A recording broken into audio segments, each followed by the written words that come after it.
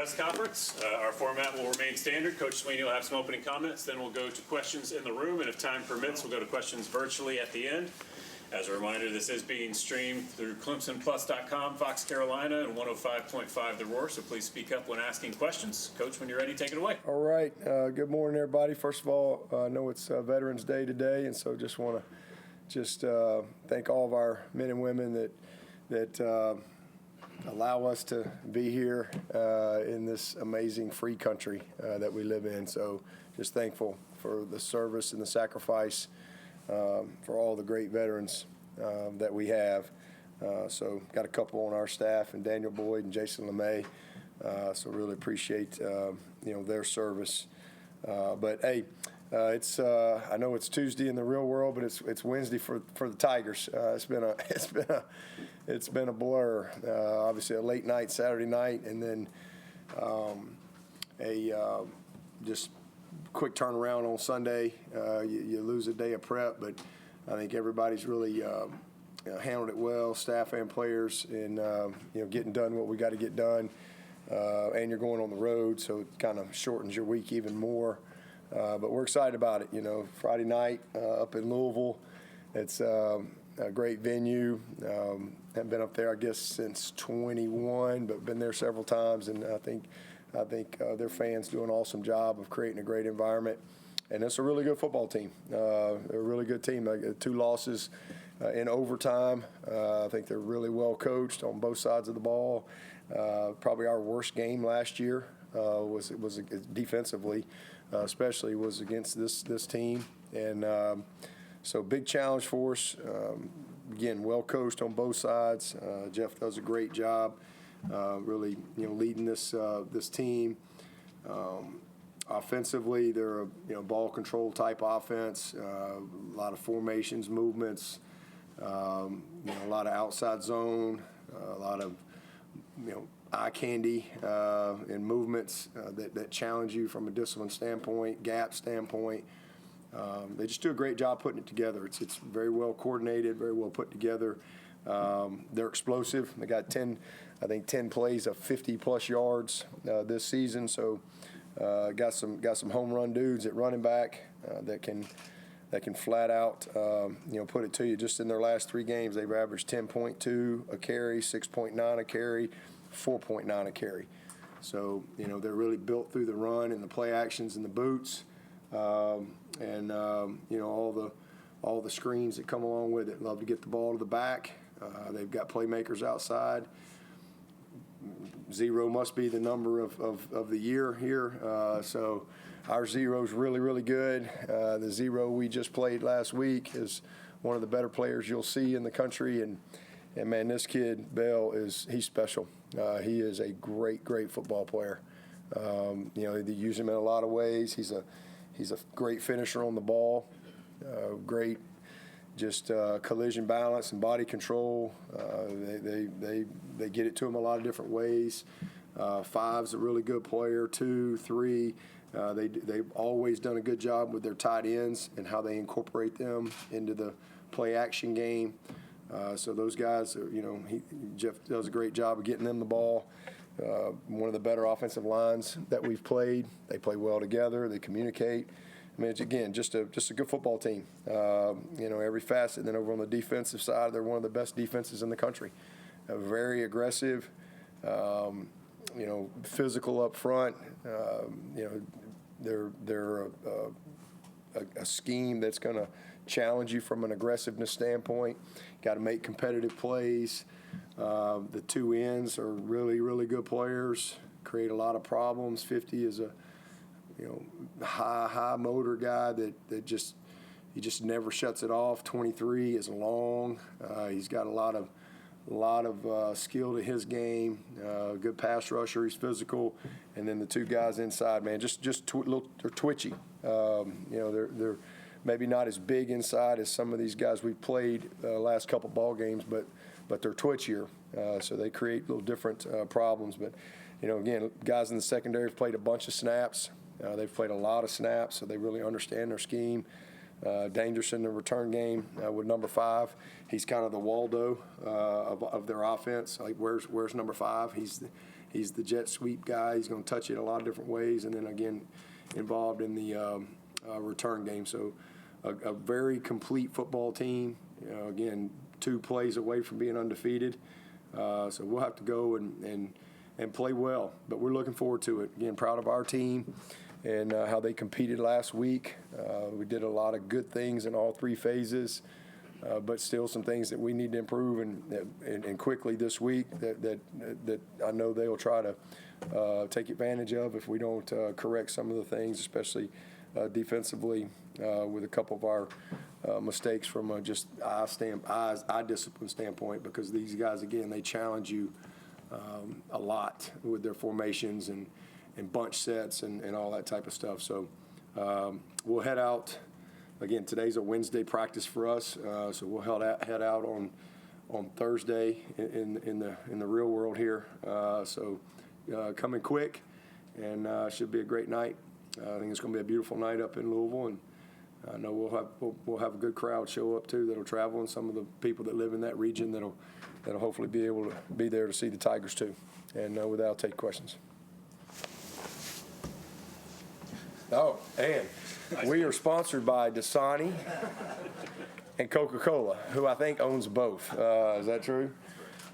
We're going to make up for that, all right? Thank you to our friends at Coca-Cola. Thank you to our friends at Coca-Cola. You mentioned eye discipline, stuff like that. Just the coverage bus from Duke game to Florida State. Where do you feel like that got better, and where do you need? Just communication. They were better. And I just, we changed a couple things on just how we were meeting and stuff, and I think that helped them a little bit. But I was very impressed with how they communicated all throughout the game. You could just kind of sense it. They just they're playing with more confidence. But and it's not just the secondary; it's the backers. I mean, we've got to just not get caught up in, like the 4th and 2, for example. That's not a hard play. But sometimes you can get so caught up in the situation of it's 4th and 2, and you're like, well, they're not going to throw it, and there goes your guy, So you have to just truly being disciplined with your process. There's a process every play, and the process shouldn't change. It doesn't matter if you're a linebacker, a receiver, a corner, a quarterback. There's a process every single play. That's one of the things we try to teach these guys is. The process doesn't change. It doesn't speed up. If you just stick to it, then it slows the game down for you, whether it's 4th and 2 or it's, overtime or it's the first quarter. It doesn't change. And sometimes, you can get you can let the situation change your process, and you can go from, A to E without, B, C, and D. And that's where mistakes happen. So I think that's where we just got to truly just trust our eyes, trust the process that you've been taught, and because again, I thought defensively, it was one of our better games. I mean, when 11 guys on the same page, man, they were relentless. I mean, they really affected the quarterback, and they had us on one. There was one call I would say they just had a. We were in a call, but then there was a couple other times where we just either didn't communicate well, or our eyes we weren't on the right thing, and sometimes we overplayed some things. Whether it was a 3-deep guy and they got a double post with a wheel, that puts a lot of strain on you. So just some discipline, and again, just being committed to A, B, C, D, E. Like don't change, and that's at every single position. Every position. And if you just stick to that, it creates consistency. And then you don't get sped up when some critical down comes. It's the same. Is this Colin Sadler? He dressed, but he didn't play. Yeah, he was available. Okay. Yeah, he was available, and if needed. And just we were able to hold him.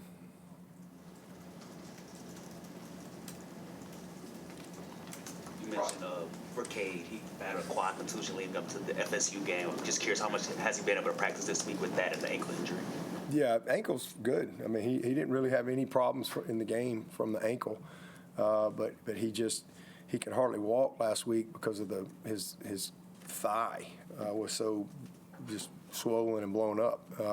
Got better each day, and sure enough, he was right. He was ready on game day, but he's a lot better. I mean, he's a lot better than he was this time. Last week couldn't even practice, so he's doing better.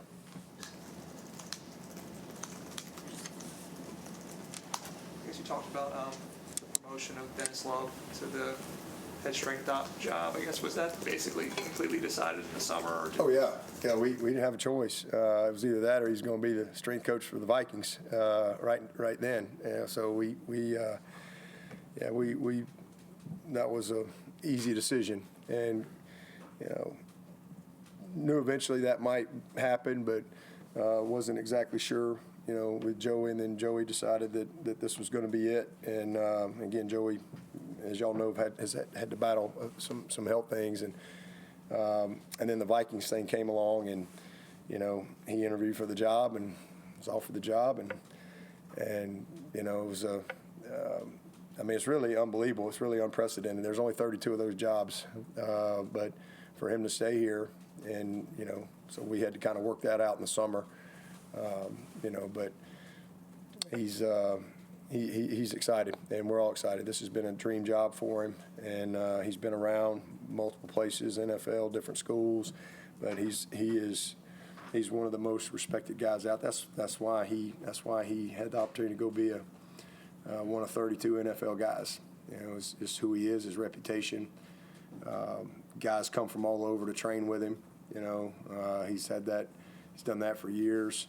So I'm happy for him, and I'm glad it worked out. And that was a tough 24 hours for him, to make a decision like that. And but it all worked out, and Joey was excited. The players are excited, and so he'll take it over in January. And but that's not new news. That's been the same news since the summer. You came home back in 2022. Did you have an idea then that maybe you could be, someone in the future? For sure.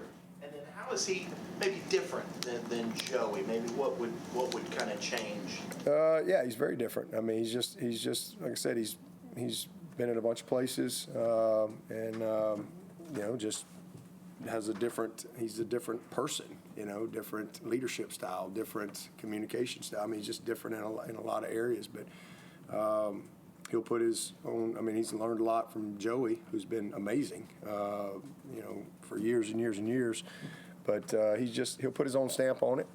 And again, he's one of the most respected guys out there. That's why he's had the opportunities that he's had.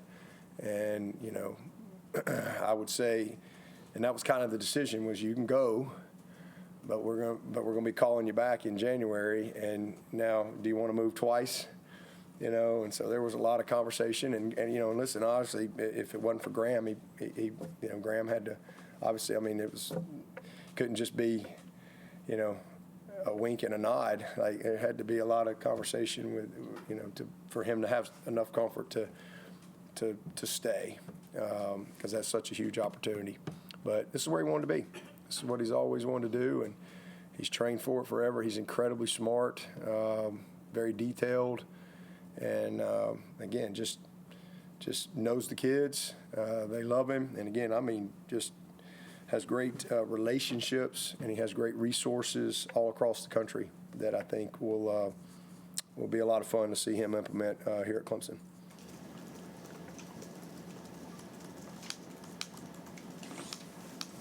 Dabo, you mentioned it Saturday night, but to look up in the stadium and see the crowd and the environment and the support in spite of the season that you guys have had at times, what do you think that means to this team? I mean, that's Clemson, and that's who they are, and it was awesome. I mean, just you could see it, you could feel it on the bus coming around. You could just feel the juice from the crowd, and it hasn't been the season that we wanted or worked for or expected, but I mean, that's Clemson. They show up, always have. I mean, this ain't the first disappointing season around here. It's the first one in a long time for us. It's been, like I said many times, since 2010 since we've had a year like this. But I mean, they showed up then, and 15 years later, they're still showing up. But that's just who Clemson is. I mean, they love their Tigers, always have. There's been some lean years around here, especially back in the 90s, but I wasn't here then, but I'm sure they were showing up because that's Clemson. That's just who they are. They support the Tigers, and it means a lot to the players, to be able to have a venue like we have to play in.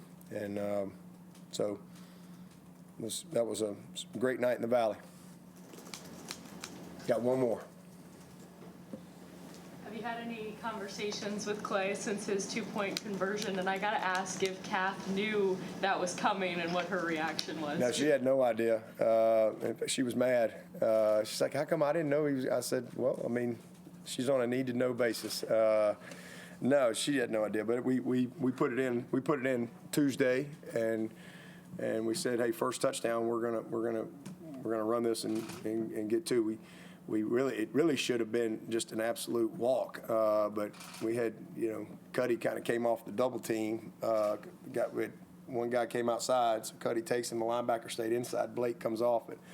So we got to work on our double team technique a little bit, but should have just been a walk. But a good job, we got it in there and just about enough, and it was a good momentum play. It was just something that we had on tape, and we're like, well, why not go up 2 scores? Because I mean that's what it is. Because you got to score, and now you got to go you got to go run another play for a 2-point. So it was a good momentum play for us, kind of set the tone, and then later on being up 15-0, now it's 3 scores, and so just well executed, especially by Walker Parks and Dietrich Pennington. They did a great job, and good play. Another big night for Gideon. Just what do you continue to see out of him in an expanded role? Confidence. Yeah, just confidence, and just really, game is slowing down for him. He's doing a good job with his protections. He's, he's confident in the passing game. They did a nice job on the screen, just his timing of it, just the little nuances that come with being a complete player and really being able to understand the totality of what we're asking them to do at that position. Footwork, ball handling, understanding the schemes. He's got really natural vision. He's a powerful kid. He can get low to the ground. I mean, he had one run that, it looked like we were going to get 4, and he got about 8 because he's got really good, balance and really explosive lower body power. You study Louisville every year, pretty much defensively. Do you feel like they're playing a little more coverage, a little less pressure this year? They're just not giving up a lot of explosives relative to previous years. No, they're just playing really good. I mean, again, the secondary guys have played a lot of snaps. I mean, it's basically 4 down. A lot of 1 high safety, whether it's cover 1 or what I call cover 10, 1 hole, or some type. They are mixing in some zone concepts, but I mean they're really good defense. They get after you up front, and they can create some havoc, especially with those edge guys. But they're a ball control offense too. I think it all goes together. They kind of just the style of play. They don't make a lot of busts, not a lot of busts. Again, you can just, that's why they're, what are they, like top 15 or something like that in the country. They've done a nice job, really good. So we got to play well. We got to execute with precision against these guys.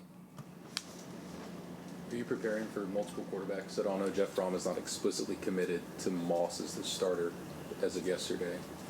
I mean, they're not going to change their offense. They're going to do what they do. So we're just preparing for schematically who they are. They're very committed to run it. It don't matter who's back there, they're going to run that ball. You better stop the run. Somebody's handing that ball off. You better stop the run, especially when it comes to the stretch and getting cut backside, getting cut in half, and guys gashing you on the cutback. So that ain't going to change. And so that's where it starts. And they ran through us. I mean, it was embarrassing to watch last year. if they get their running game going, how hard does that make it on your linebackers, sort of getting sucked into the play action? Linebackers and the safeties, all your run fitters. I mean, it's a challenge. That's why you've got to be able to minimize that. If they get a lot of comfort in the run game and they can play on schedule and be in those 3rd and 3 and 4s, you got a lot of it on your plate. So it's just what they do. So we got to have a great plan. We do, and we got to go execute it. But it starts, again, point of attack, being disruptive, understanding, what your problems are and how to attack them. A lot of conflict, and not just with it's just conflict on how they move, how they formation, how they motion, and create some challenges there with your eye discipline. So they do a good job with it. I mean, they really do. A lot of play action, a lot of max pro where they're not releasing a lot of guys, so it looks really run, and then here's a shot, coming in behind it, creating space because your backers are downhill, and so you're creating some space. So again, we got to do a good job coverage-wise, and then I think the other thing too, you got to do a great job of changing things up, because he's got a great feel for his offense. He's got a great feel for if this, then that. So you got to do a good job of not just giving him this. You got to have some multiple ways to defend them. Is David easy Moang? We haven't seen him as much. Obviously, seeing Randall and Gideon is just rotation-wise, not enough snaps or the things that David has to do to give him something. Just not enough snaps. I mean, it's just where we are. I mean, we'd like to get them all in there. I'd like to play them all, but we got to have. It's got to work out that way. But Gid is where he's at, and those two guys have gotten the majority of the snaps and got a good little rotation. But it's not anything against David. I think he's a great player and gonna have a lot of great days ahead. But he's a redshirt freshman, and it's just where we are right now. Vic Burley popped up on the ACC availability report. It was probable, I guess. Did he get injured in practice, or was that kind of? I guess what was that for him? He's all right. He's okay. You and Garrett talked for a good while about wanting to get Gideon more involved. Just given the last 2 games, how good he's looked. I guess what changed to really make that happen to get him in the game more consistently? And do you wish? Yeah, just committing to. Well, first of all, he's got to earn it. He's got to earn it at practice, and then he's got to get it in the game and be comfortable. But going into the Duke game, we just like, hey, this is the rotation, and we just committed to the plays. Not as much series, because sometimes you can commit to a series, but it's a 3 and out. And this series went longer or whatever. So we just made it. Garrett just really committed to, hey, this is how we're going to make sure we want to rotate it. And then we had a great offensive day and really was able to get in some rhythm and created some confidence. So what do you think's changed for Corey Gibson? I know he had the ACL coming out of high school. Like, do you think that slowed him down last year? He's kind of turned a corner. Oh yeah, he couldn't play last year. I mean, he wasn't ready to play. I mean, he was coming off an ACL and he was just physically not really ready and mentally not ready. Not a lot of confidence. Just a redshirt freshman. I mean, that's he's just getting better. He's in the process. We forget that. That's the bad thing about the world we're in now is if these freshmen aren't like amazing as freshmen, we're immediately something's wrong with them. But they're just freshmen. There's very few Braden Jacobs. There ain't many of them. And if everybody is in here, Braden Jacobs, if every freshman shows up and they're all starting, well, you hadn't recruited very well and you hadn't developed very well. So guys, just it's a process. But I mean, he's a redshirt freshman. His confidence is growing, his knowledge is growing, his strength. I mean, everything is different for him than where he was last year. Yeah, he was a guy early on that we were like, yeah, he ain't playing. He ain't ready to play. It's going to be we just got to get him back where he's got a good foundation. Because he didn't play his senior year. He got hurt early. So it's really 2 years since he's played football. And, again, you just got to – there's a lot to it. And he's playing nickel. And you don't just run in there and play nickel. There's a lot to that position. It's a whole different world than playing corner. So he's just growing in his confidence, and proud of him. But yeah, it's just like anybody, man. It's a process of development. We got a lot of players that are great examples of that on this roster. Ryan Linthicum, our center. I mean, how many snaps has he played the last 2 years? He didn't sniff the field for 3 years. But he had a guy named Will Putnam, who I think played almost 30 snaps for the Raiders this weekend. So, it's just sometimes it's just on you from a development standpoint, and then sometimes you just got to be a little patient because of who's there and who's in front of you. What has happened with Jaden Lucas? Is he just not performing in practice, or Just playing the guys that have earned it, that are playing the best. And, it's not anything to do with J. Lou. It's more what Strozier's done. Strozier has really made a move, and Ashton and AB are playing well for us. So I think Gip might have got a snap at corner. He might have maybe got in there a play or two at corner as well. But J. Lou's just got to stay ready, and just nothing injury or anything like that. Just Mike just feels like that's the guys that's playing the best. Seems like you played, I think it's something like a third of the snaps on Saturday. You had 3 defensive ends in the game. That number has seemed to increase. Is that something you guys have deployed more and more as you've gotten into the season? It's just package. It's just a package. It's based on how the game goes and situations in the game, down and distance, and then again, just down and distance, and then also field position or who they have in the game and what comes off of what they have in the game through your scouting report. That's what dictates those calls and our personnel. Watching Cade battle through the ankle, the quad, how much has his toughness inspired the locker room this season? He's got complete respect of this football team. He just battles. He's a warrior, man. You can just count on that. If Cade Klubnik can play, he's gonna play. There's a lot of guys that wouldn't be playing, especially guys that know they're going to be going on to the NFL or whatever. Cade's got a bright future. He really does. He's, had some tough games here. It hadn't gone quite like we wanted it to go. He's had some great moments too, but he's one guy. He's just one player. It's offense, defense, special teams. It takes a lot to win games, but he's a ball player and just getting better and better, and going to have a great future in the NFL. I think he's going to be a great pro. He's got all the arm talent. He just loves ball. Like, this guy was born to play football. Like, he was born to get up, go to the football office, be there all day, and just play football. That's what he loves to do.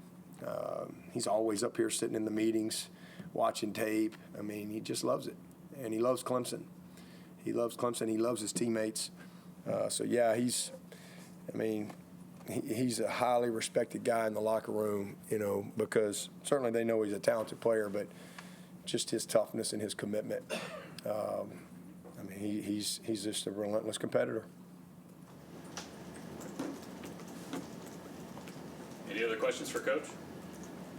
Talking about not telling Kathleen about the 2-point conversion. Are you afraid she's going to tell everybody in town or something like that? No, I just didn't. I don't. There's a lot I don't tell her. I just go home. I try not to bring work home. I try to just go home, and I don't really get much into game plan with Kath. It's probably a good thing. A little bit of continuity on the offensive line. I think you started the same 5 guys for the first time in a while. How much has that helped, just having a little bit of consistency from that group? A lot. And Braden's done a great job. He had a couple of miscues the other day. Just, we had one miss ID. He kind of thought it was an odd front, but it was really an even front, and it blocked down. That was the one sack right there. Just miscommunication. But he's doing a great job. But it definitely has been helpful. With Sadler up and down, Tristan's missed some games. Obviously losing Elijah Thurman, big loss for us. We've had it's been some challenges. And again, that's what makes Blake Miller so much more amazing. I mean, he's missed 2 practices in his entire Clemson career. 2 practices. That's it. Started every game since he was a true freshman, which is unbelievable. And then to miss 2 practices in your entire career, it's unheard of. And again, because we've had a lot of other, challenges up and down here and there, moving around, Sadler right or left guard, right guard, left tackle, moving some people, but he's been steady. And then Walker Parks, man, he's been up and down, and I was so happy for Walker the other night, just because. I mean, I'd put him and Cade in that same category. Like, if Walker Parks, if there's any chance at all he could play, he plays. And he's not been anywhere near 100%, but he's as close to it right now as he's been in a while. And he really played good the other night, and it was just awesome. Man, he had a great play on a screen. He got out in the field in space, and just buried a guy. I mean, he plays gritty and tough, and he's just I love that kid, man. But we've just, like I said, it's been a mixed bag, but we've also been fortunate because we've had some depth to be able to keep rolling, and still have good players available. So that's been good. Logan Brooking played a special team snap for you guys. Just with the 3 games left in the season, what we see any other true freshmen kind of get some of those special team or any snaps to kind of get them game reps? I mean, you might see Keenan, you might see Kari a little bit. Maybe he could pop in there somewhere. I mean, he's got all his games left. He's probably I think he's in the 2 deep. He's in a package or 2 defensively, and maybe some special teams. And Blanchard is probably another guy that could show up if we need him. He's kind of been ready to play all year, and we've been able to hold him. And then Brooking, we went ahead and just put him on special teams. We were holding him for the last 4 games. Man, he's going to be a good player. Juju maybe. He's a guy, depending on what happens, if we had somebody go down or something. Don't really see him like being on special teams unless it was like punt return. He's been, he works hard at that, and that's something probably in his future that you'll see him do. But the arrow is up by Juju. I mean,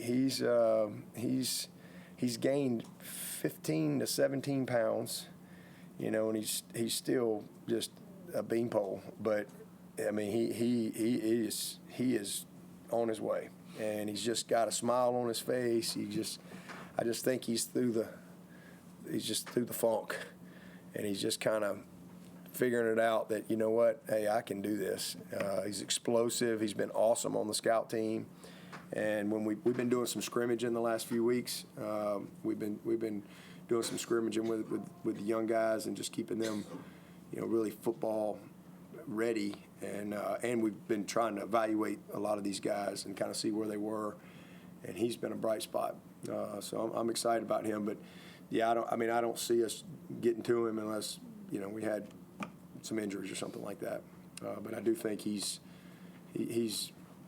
heading in the right direction in all areas.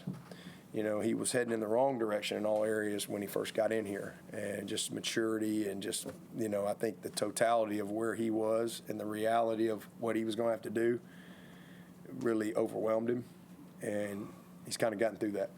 So I'm proud of him. Power Hour's been great. He's bought into it, and he's bought into the nutrition, everything that he's got to do to accentuate his gifts, because he's gifted. I mean, he's a really gifted kid, and he's tough. He's tough. He is a tough-minded guy. So I'm excited about his future. Still have a shot at bowl eligibility, and the talk has been in the past. It's always important because you get those extra practices.